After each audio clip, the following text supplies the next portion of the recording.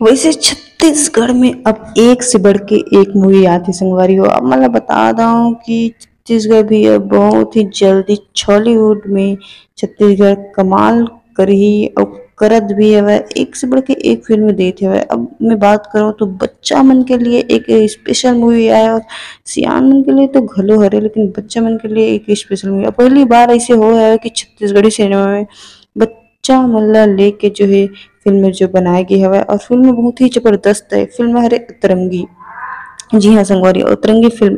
Film की मैं बात करूँ तो फिल्म जो है एक बहुत बड़ी शिक्षा दी थी। कौन सी शिक्षा दी थी तो मूवियों में जाए के बाद ही पता चली आप मला। मैं बात करूँ आप मला कि ये फिल्म जो है बहुत ही लंबा इंतजार के बाद आ हवा है। बता दूं मैं आप मला ये फिल्म लॉकडाउन में ही कंप्लीट हो गई थी, लेकिन कुछ कारणवश जो है फिल्म रिलीज नहीं हो पाती थी, लेकिन अब जो है धमाकेदार एंट्री करे बर आ चुके फिल्म। हाँ